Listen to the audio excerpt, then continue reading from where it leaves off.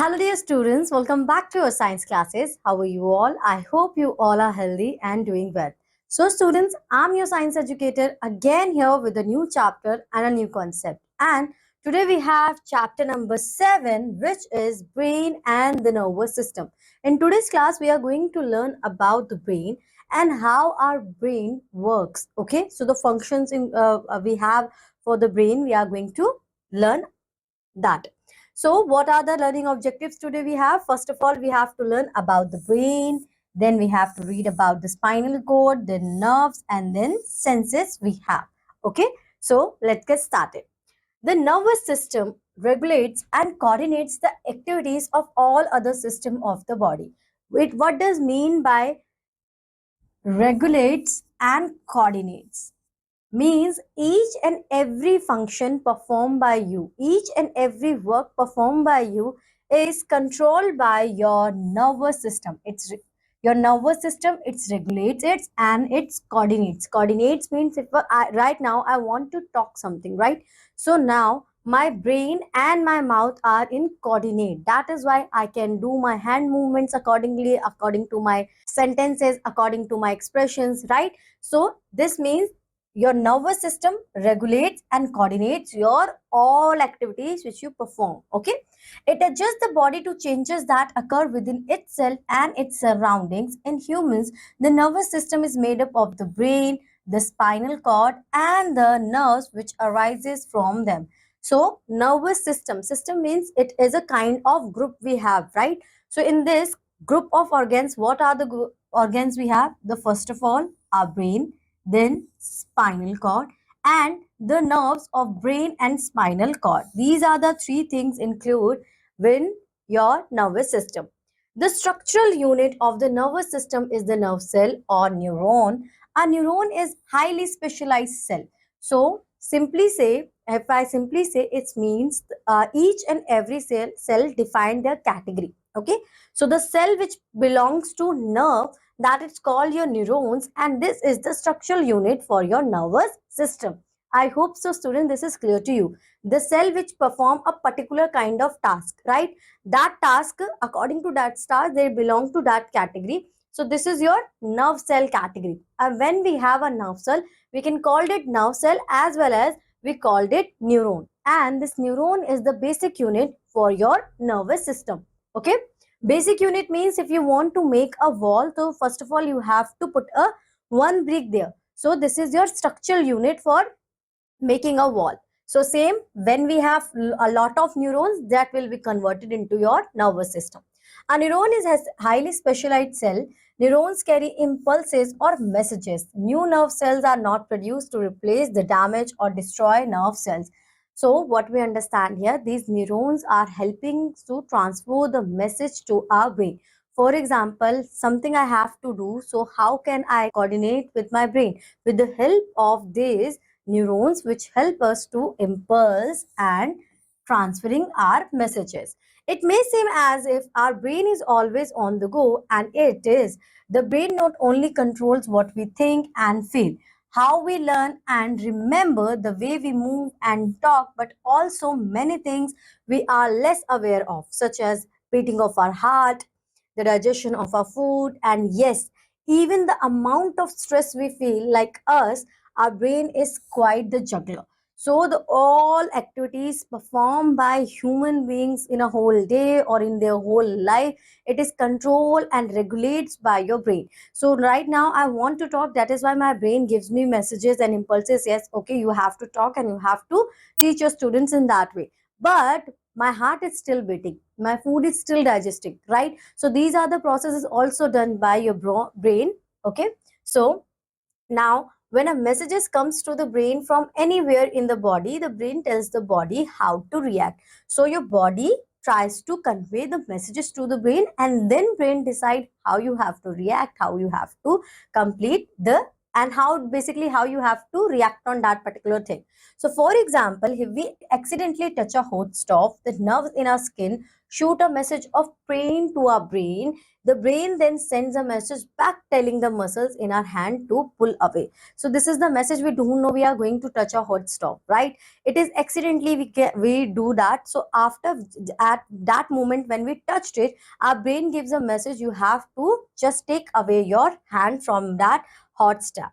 So now we have the brain. Okay, considering everything it does, the human brain is incredible compact, weighing just 3 pounds. It only weighed 3 pounds, and in our previous chapter, we already learnt about in grams as well. So for an adult, the brain size, it's approximately 200 to 300 gram, right? It many folds and grooves which provide it with additional surface area necessary for storing all of the body's important information. The brain is made up of three main sections: the forebrain, the midbrain, and the hindbrain. So in brain, you have three sections. First of all, your forebrain. Second, you have your midbrain. Third, you have your hindbrain. So these are the three sections we have in our brain. And now we are going to learn about each and every section in detail. So the forebrain, we have to first read about this. The forebrain is the largest and most complex part of the brain. So which part of the brain is largest? Your forebrain. Okay. And it is also the complex part of your brain as well. It consists of the cerebrum, also called the great brain, as well as some other structures beneath it. So in forebrain, what we have? We have cerebrum, and cerebrum means the great brain. Okay, in general language, according to scientists, what we conclude that the cerebrum plays an important role. That is why we called it a great brain, and we have more structures beneath it. The cerebrum contains the information that essentially makes us who we are: our intelligence, memory, personality, emotions, speech, and the ability to feel and move. So, what we understand here, the each and everything for ourselves, right? Who we are exactly, it's controlled by your cerebrum, your personality, how you have to talk, how you have to move, your memory power, how can you learn a lot of things together, and after some time you still remember that. It is a big thing, right? Most of the time, what happened? We learn a lot of things, and after 10 to 5 minutes, we just forget it, right? But if your brain, your cerebrum is good, it means you have a good memory, you have a good personality, you have a good intelligence, right? The cerebrum has wait. Specific areas of the cerebrum are in charge of processing the different types of information. The cerebrum has right and left halves called hemispheres, which are connected in the middle by a band of nerve fiber which enable the two sides to communicate. So what we understand here, that your cerebrum is divided into two parts. Okay, for example, just for an example, this is your circular part, and we have just make a line between them, so it further will be converted into two hemisphere, right? So because we have a sphere, it is your 2D shape, you have to think like in a 3D shape. So when you break down your sphere, your ball like structure into two parts, so what you called it? You called it hemisphere. And this hemisphere is converted into your right and left halves. Okay, and these are the things which this line, the line between it helps, it enable them to communicate. Okay, it is believed that some people are more right brain or left brain, with others are more whole brain. It means they use both halves of their brain equally. So in some of them, some kind of people only use their right side of brain morely, and some of them are use only left side, and some kind of humans we have also who use the whole part of their cerebrum. Okay, so the outer layer of the cerebrum is called the cortex. What we called it, students? The outer side of the cerebrum, that is called your cortex. Well done. And also known as gray matter. We also call cortex as gray matter. Information collected by the five senses comes into the brain from the spinal cord to the cortex. So we have five senses. What are the five senses we have? We can smell, we can see, we can touch, right? These are the five senses we have. So the information we gather with the help of our senses is through go through with the help of spinal cord to the cortex. Okay, and after this information is then directed to other parts of the nervous system for further processing. For example, when you touch the hot stove, not only does message go out to move your hand, but one also goes to another part of the brain to help you remember not to do that again. For example, in suppose case you touch it accidentally, but if you do it first time, then always you have remember this, okay, I don't have to repeat this thing, right? Most of the time it may happen with us that we do a lot of things, and when we have a bad experience, so what we conclude that, okay, we don't have to repeat this experience again, right? So this is because of your cerebrum, because it stored that memory inside your brain, which help you to take yourself away from the dangerous. Now we are going to learn about the midbrain we have. As the name suggests, midbrain, it means it is placed in middle. So the midbrain, located underneath the middle of the forebrain, acts as a master coordinator for all the messages going in and out of the brain to the spinal cord. So your midbrain, it's also referred as your master coordinator. You have to do here, these are the special names we have for our particular part. For example, cerebrum, we called it great brain. Okay, for midbrain we called it to your master coordinator, so you have to remember this name. Okay, so for all the messages going in and out of the brain to the spinal cord. And next we have the hindbrain. The hindbrain sits underneath the back end of the cerebrum. So here you have your hindbrain, okay, back side of your cerebrum. This is your midbrain, which is the middle of the your forebrain, and it consists of the cerebellum. There are two different things, cerebrum and cerebellum, pons and medulla oblongata. The cerebellum is also called the little or small brain. We also called it, you hear this common word in Hindi, your chota dimag, right? So that is your converted into English, which is your small brain. So when we say यहाँ पे मेरा छोटा दिमाग है, right? So it means you have your small brain backside of your cerebrum. So because it looks like small version of the cerebrum, it is responsible for balance, movement and coordination. As we already understood in our bones chapter that this spinal cord gives us a structure, right, a shape to our body. So that is why it is responsible for our balance as well. Right now I'm standing here in front of you and this is my balance. I'm standing in front of you erectly, but if I have some problem in my spinal cord, so I couldn't stand like this. Okay, so the pons and the medulla along with the midbrain are often called the brain stem. The brain stem takes in, sends out and coordinates all of the brain's messages. It is also control many of the body's automatic functions. That is why we called it the small brain, because it's manage a lot of things in our body.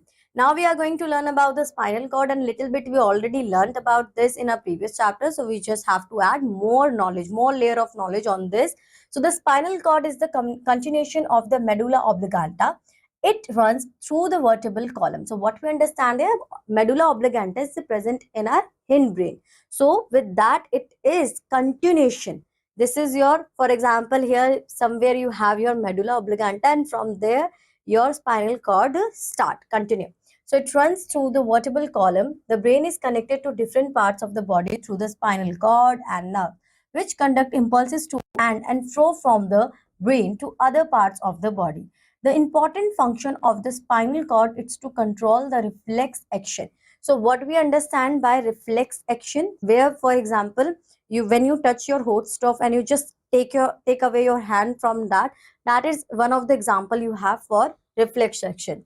Reflex action is an automatic reaction. When you touch a hot body, you pull back your hand at once. When you step on a thorn, you withdraw your leg at once. In such reaction, the message does not come from the brain. The spinal cord acts in the place of the brain. So the spinal cord is the seat of reflex action.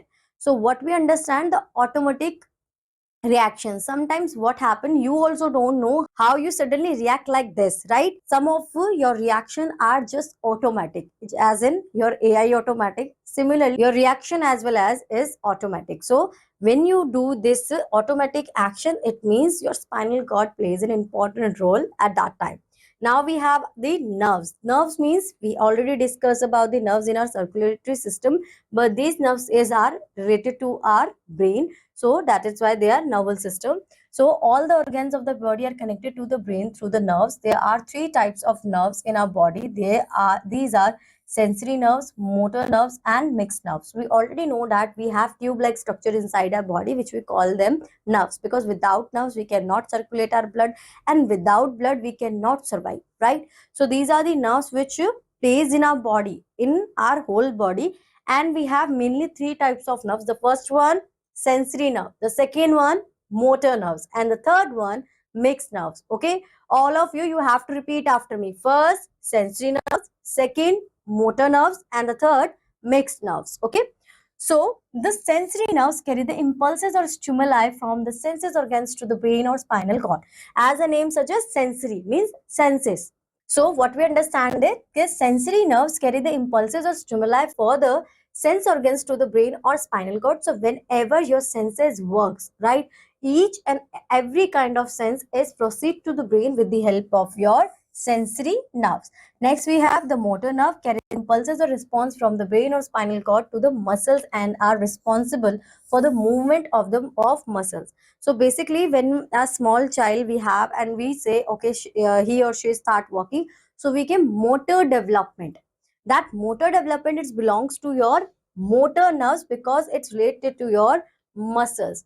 How I have to move and what are the muscle movements I have, that is your control by your motor nerves, that is controlled by mainly by your brain, but the messages is sent by your motor nerves. So next we have mixed nerves carry both the sensory and motor information. They carry impulses from the senses or sense organs to the brain and the spinal cord, and also from the brain and spinal cord to the muscles and glands. So their combination of sensory and motor nerves is includes in mixed nerves, which help to do both kind of work profile. Okay, both kind of function it's performed by your mixed nerves.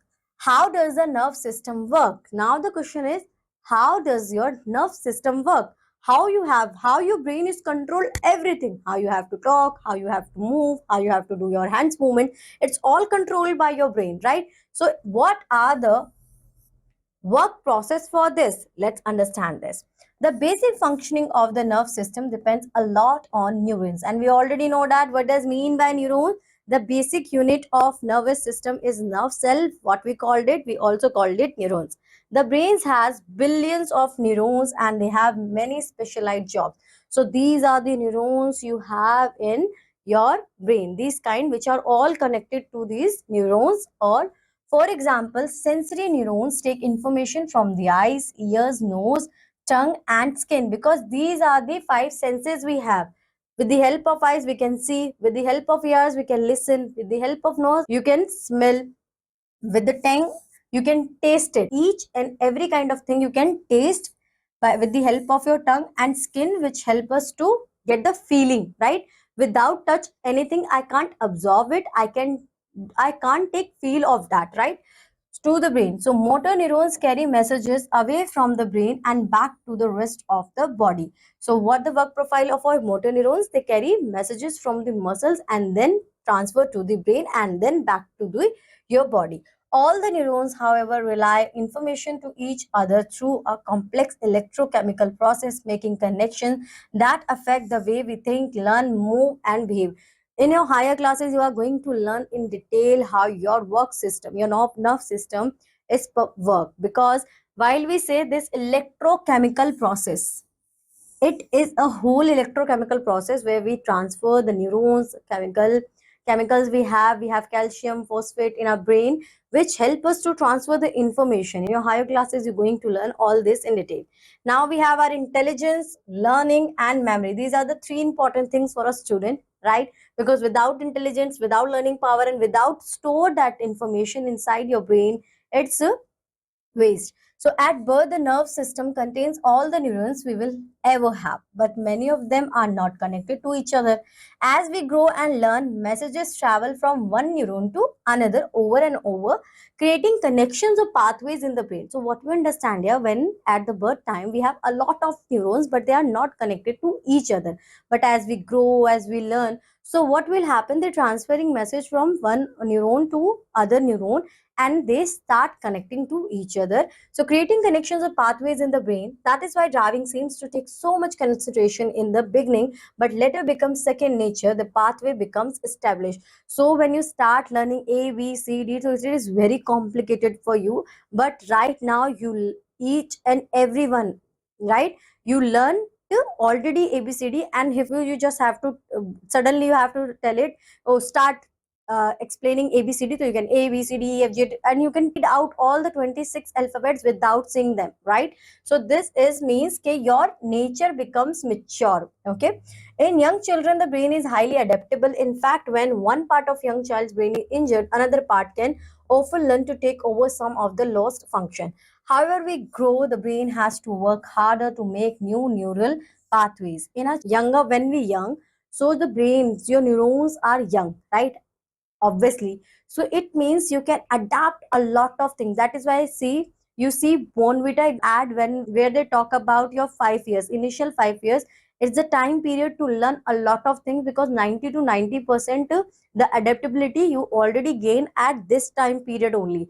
After that, crossing this time period, what will happen, that your brain has to work harder to make new neurons, and that is why you cannot adapt to a lot of things after crossing that time, so making it more difficult to master new tasks or change established behavior patterns.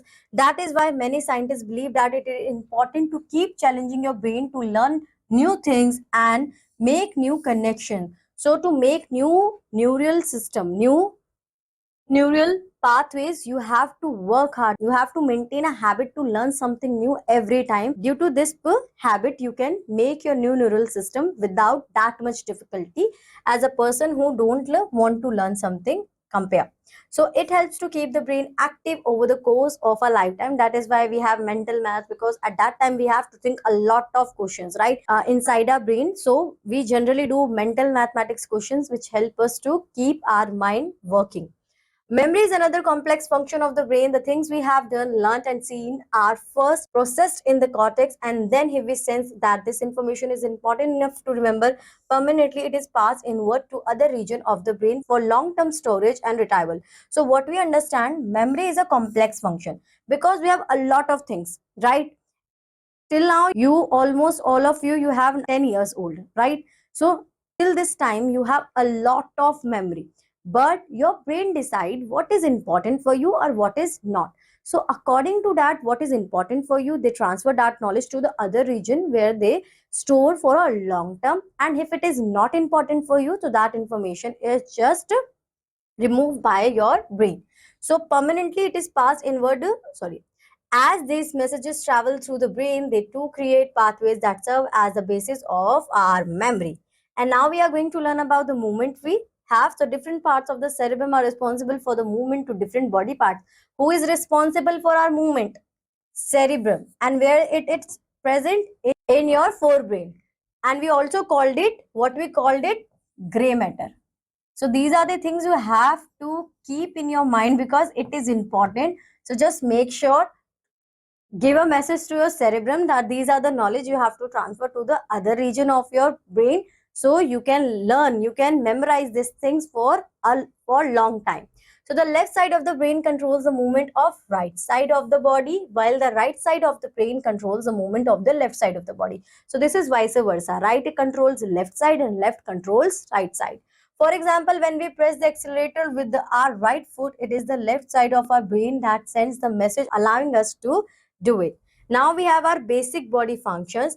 A part of the nervous system called the automatic nervous system is responsible for controlling many of the body process we almost nerve need to think about, like breathing, digestion, sweating, and shivering. So these are the processes we have in our body, the functions we do in our daily life, in day-to-day routine, which is automatic. We can't control it. Okay. For example, right now it is my choice. I want to move my hand or not. but it's not in my choice that I want to digest my food or not. It is totally automatic. So this is called your automatic nervous system. The function which is not controlled by us, that is called your automatic nervous system. Then we have senses, and we already talk about senses, right? You have five senses: your eyes, your ears, your nose, your tongue, and your skin. So none of our senses would be useful without the processing that occurs in the brain. So if the impulses are not transferring a message to the brain, so what does mean by what is the role of senses in our life then, right? Then we have sight. Sight probably tells us more about the world than any other sense.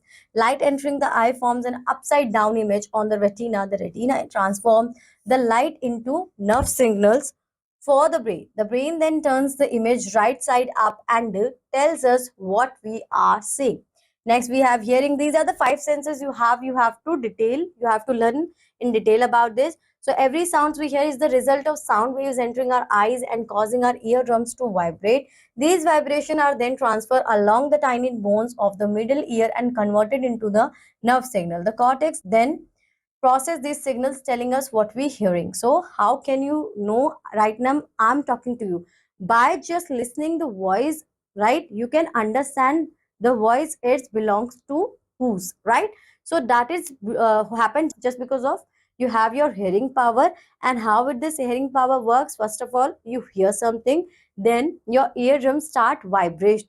Okay, this vibration transfer to your with the help of your tiny bones to the middle ear and then converted into nerve signals.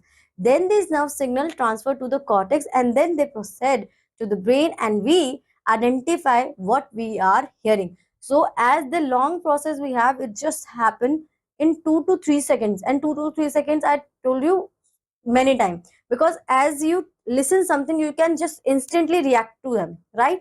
So it means hearing process is too far speedy. Now we have test, and test you already know. You want to eat junk food, so you know how you have to test it. The tongue contains small groups of sensory cells called taste buds. So you can see by opening your tongue in front of your mirror, you have small birds on your tongue that is called your taste buds that react to chemicals in foods, and that is responsible to give you taste.